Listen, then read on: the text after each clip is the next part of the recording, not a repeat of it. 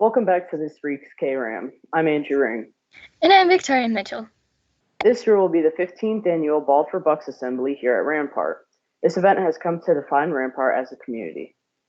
In the past 14 years, Rampart has raised about $500,000 for Leukemia and Lymphoma Society, as well as helping local families affected by cancer each and every year. While there will be differences in how Rampart participates in the event due to COVID, plans continue for the event whether it is in person or virtual. Each year, we honor a child hero going through cancer and his or her family. This year, we will honor Caitlyn and her family. This family is one of our own, as Caitlyn's brother Ethan is a student here at Rampart. Bald for Bucks has been an important part of Rampart's history for the past 14 years. This time, Caitlyn is our hero. They have been through a lot this past year, but they're staying strong. It started off about June of 2019, and Caitlyn got sick, and we took her to the doctor, and they put her on antibiotics. They thought she just had some type of localized infection, something like that. And they put her on a bunch of antibiotics, and it never worked. Our primary care doctor referred us to a cancer treatment center, and she said that let's just go ahead and make sure it's not what it could be. And they sent her down for a biopsy, and 4 days later we got the phone call and they said it is cancer. Then now it's slowed down a little bit because she's reacted well to her therapy, and it's actually getting to where we can actually do a little bit of things as a family again. My husband, he has been very, very strong with me and with Caitlyn. Caitlyn has helped me. Just seeing her be as strong as she's been has actually made me stronger. I'm gonna have to say my family for sure, because without them I probably wouldn't even, I don't know where I'd be at today if I didn't have them. Of course, our family, which of course most of our family lives in Tennessee, but we've had visitors of our family come in. We've had a lot of visitors come in that are friends from back home. At the Children's Hospital has literally become our second family. If we needed anything, all we had to do was either send them a message, give them a call. The Children's Hospital here in Colorado Springs and in Denver have been a great help. In the Children's Hospital and in the treatment part of it, they do a thing called Beads of Courage. And for every procedure, you get a different bead. There's a lot of beads in here, as you can see. So that kind of tells you that she's had a lot of visits to the hospital. During this time, they have gone through many challenges, but they also learned some important lessons. Just seeing her really sick, that's probably been the hardest challenge. When Caitlyn got sick, it required 24-hour care. I mean, it was constant. I mean, one of us had to be by her side at all times because she just got so weak and was so sick to the point of where she required around-the-clock care. So that was probably the biggest obstacle right there. We cope by trying to make, I'd say, the lightest of the situation as possible. You know, we knew she was sick, we knew the risk, we knew everything that could happen, but we didn't let it bog us down and control us. We still made time that when she was feeling good to take her out, get her out of the house, go do things, and at least get out and try to make her feel as normal as possible. Just spending time with her makes me strong. You know, just seeing how strong she is. She's taught me to never give up, even when it was really hard when they were at the hospital for almost 2 weeks straight. She was just a fighter. She never quit, and that's something I took out of it. When she was going through her chemo, that's when it hit her real bad, and she's just a fighter. She just wouldn't give up. People go through things that are unexpected and that their families, and including my family, have to adjust to that change. My sister, she had a seizure and she called for my name, and I didn't know what was going on at the time. You know, I thought she was just, yelling, trying to get my attention for something else, just playing around. And then finally I froze up a little bit, and finally when I realized what was going on, I had to call the parents up, and I called 911 on my phone, and I had to get an ambulance over here.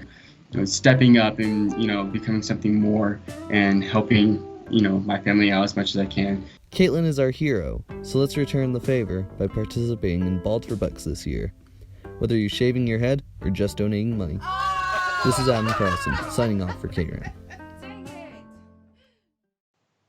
Let's make this year the best one yet. A big thank you to Caitlyn and her family for being our heroes. Veterans Day used to be called Armistice Day to commemorate the end of World War I. Then World War II happened, as well as the Korean War, and a decision to change it to Veterans Day was made to honor all the veterans and military service members in the U.S. for their sacrifice. As today is Veterans Day, Karen wanted to honor our military staff members, family, and future military members. Today, November 11th, it's Veterans Day, and the military has a strong presence here at Rampart, both young and old. Emily here is from the Junior ROTC program. I come from kind of a military family. My mom was Army, my grandpa was in the Marines, and my mom still works with Army, so I've always been around military people, and that's what I want to do. I want to go into the military, and so I wanted to kind of get like a taste of the military before I really actually committed to going into the military, and I really, really enjoy it. Yeah, so typically we march in the Colorado Springs Veterans Day Parade, but since that's not happening this year, tomorrow, Tuesday, we're making signs and we're holding them on the Santa Fe Trail Bridge, so that way people who work on the Air Force Academy that are currently serving or have served can see them on their way to work to know that they're supported and they're valued and that we appreciate their service and what they've done for our country and the community. Camden has had his first year in the Marine Corps. I decided to serve because I come from a generation of Marines, and I just thought before going to college and all that I'd rather at least experience it before I don't give it a try. Family and friends have supported me when it was my graduation for boot camp. They all showed up. Basically, like family reunion, everybody was just like happy to see me. I was happy to see them. Mr. Blick is no stranger to working in the U.S. Army. I am in the U.S. Army, makers of fun since 1775. I have been in the Army now for 19 years. I've got one more year and then I retire. So Veterans Day is important to celebrate, well, not to recognize, because after whether you do 4 years, 1 year, or 20 years in the Army, you're going to take off your uniform, and it's nice to have that recognition in some ways. Mr. Williamson now works here as a security officer. I was in the U.S. Army. I fell under what's called the U.S. Army Medical Command, and I did 27 years. Well, I can tell you, being in the military has affected me in a very positive way. I consider myself fortunate that I was able to serve so long. Well, I would say to me, Veterans Day is important because it's one day that we as a society come together to recognize and pay tribute to the men and women who've served our country. Because in all honesty, if it wasn't for those men and women, we wouldn't have the country we have today. So I think it's very important that we actually have a day. If it was up to me, we'd do it all year, but it is important that we take at least one day to say thank you to those men and women who've served. We are truly grateful for the service our military members have done. Thank you to all of our veterans. Fall sports have been changed to the spring this school year. This leaves many of our athletes working out the best way to keep themselves ready for the sports in the off-season. All sports fans know that the coronavirus outbreak has changed sports at all levels. At Rampart, we would normally be at the end of the fall season and headed into the winter sports. Because of the shift in sports seasons, many sports are going to off-season practices with new rules set in place due to COVID. COVID has changed practice a lot. We definitely have to wear masks the entire time while indoors, and we also have to do a couple questions before playing and practicing, just make sure that everyone is safe. So for practices, we have to wear masks the entire practice, so as the coaches, and we can only have 2 teams in the gym at one time. So since we have 4 courts, we can socially distance between those teams too. When the guys come in, they immediately sanitize their hands. Everybody has to wear masks, coaches included, the whole time, even during practice sessions. A lot of changes. Over the summer, we could only have groups of 10, so we essentially had to pre-assign every athlete into a group, and there was no moving around between groups, and we had to make sure that, one group could be in the weight room, and then 3 groups could be on a court, and there was no mingling. We've had to separate all the volleyballs. We have to make sure all the equipment is not shared, and cleaning everything down. Teams are not at their full strength during these practices. The new COVID restrictions only allow for a certain number of players in an area at a time. Also, many athletes are participating in other clubs, sports, and activities. Our numbers are within the guidelines of 25, so we can practice with everybody together. When we have everyone there, then yeah, we'll only be able to work with, let's say, the freshman team will have to stay together on one court, the varsity team and the JV team, to where we can't really combine. You know, what I like to do where we'll have our guards break down on one side of the court and our posts break down on the other side of the court.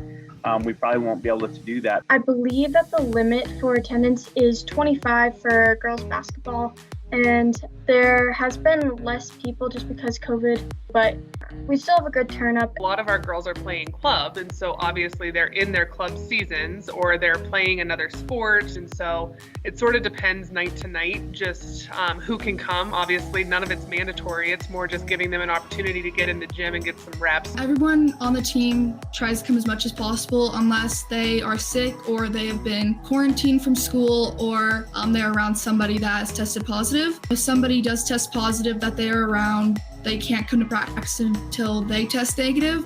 Coaches and teams are making it over these hurdles that 2020 has laid out, such as the preparing for short tryout periods and shortened overall seasons. Coaches have had to change quite a bit. Our tryouts are now only 1 day versus 3 days in previous years, so that's definitely a lot more difficult. We start January 4th. Our first game will be January 7th. And so that's very quick, and we'll play every week for the following 6 weeks, either 2 to 3 games a week, and then our season is finished. So it is really going to be quick. Our tryouts will be March 1st and 2nd. So our season will be all of March and all of April. Even though COVID-19 has made sports seasons change, teams are making it work. Keep practicing, Rams, and good luck with the upcoming season. This has been Mujib Najafi reporting for Kram. Good luck in the spring to all of our out-of-season athletes. Speaking of sports, all athletes dream about going to the Olympics. Taylor Delaney is trying to make that a reality, training 4 to 8 hours a day just to make the Olympic ski team. Taylor Delaney is a junior at Rampart who has an interesting passion. Growing up in Colorado, he spent his childhood on the ski slopes.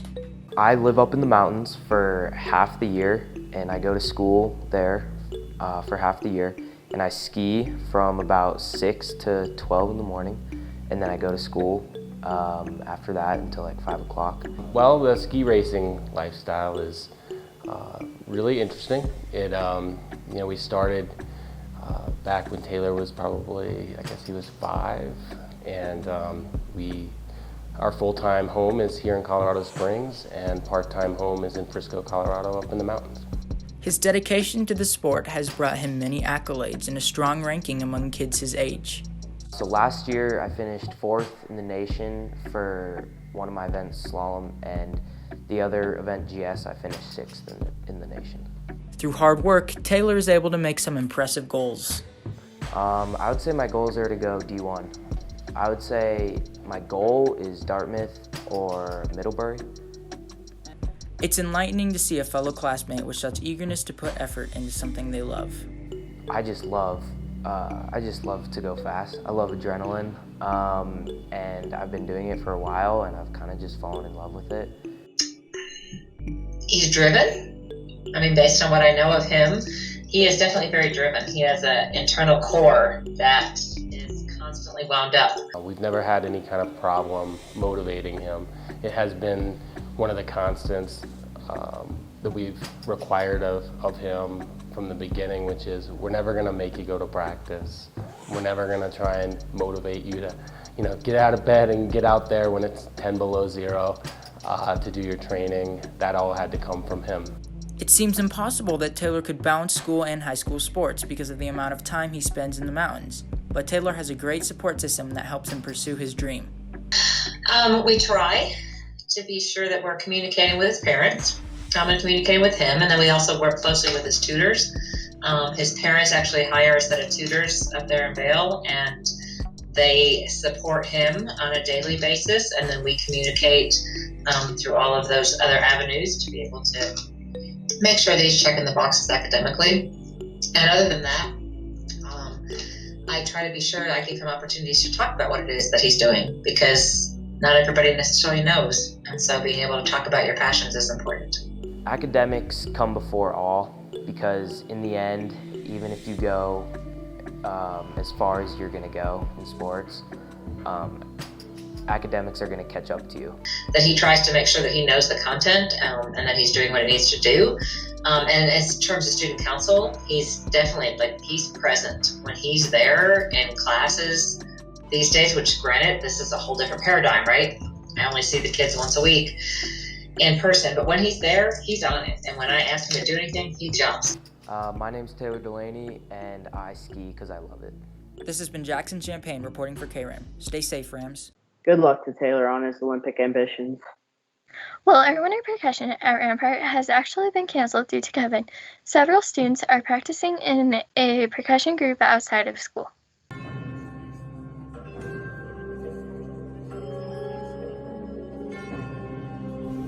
Last year, some students in winter percussion decided to go above and beyond with their playing and performing by joining an independent percussion group, so they could learn at a higher level with a new group of people, in addition to Rampart's program. I was in Black Diamond Percussion for the 2020 season. I always wanted to get myself involved in the independent percussion world, and it also seemed like a perfect opportunity for my skill set at the time, and we were all just there to get better. I was in Rise 2 Percussion. I wanted to join because to just get to march with some different people. Pretty hefty commitment, I'd say. There's a lot of things that go into member side of things, learning the music, memorizing the music, learning the drill, memorizing the drill, and also just trying to keep up your physical and mental health.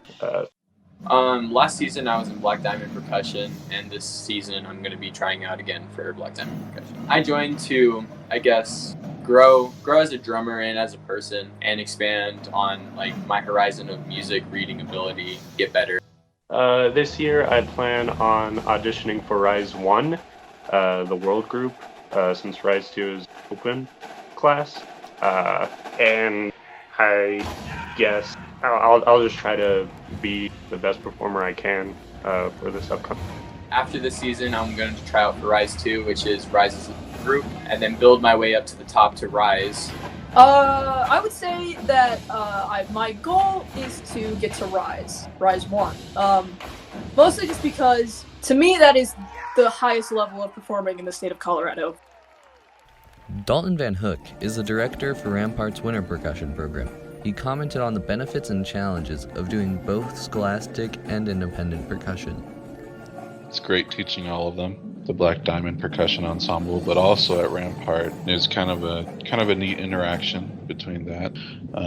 Able to learn more about them as performers throughout the whole thing. And I mean, Devin was getting a great education as well with Rise, and that brought a lot of knowledge back to Rampart as well. That helped out with everybody. You're dedicating yourself to some weekend time where, everybody else is just kind of hanging out at home and relaxing, but you're doing the thing that you love every weekend instead, and you're getting better for it. It seems that they're having a good time with what they're doing and are looking towards the future.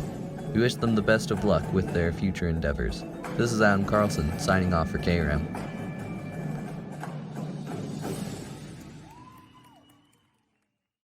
As we finish today, the National Honor Society wants everyone to know about their tutoring program for all students that need assistance in classes. There are flyers all around the school with the info. Or you can talk to Aaron Rubin or Atharva Disputes. That's it for this week's KRAM. This has been Victoria Mitchell. And I'm Andrew Ring. See you next time.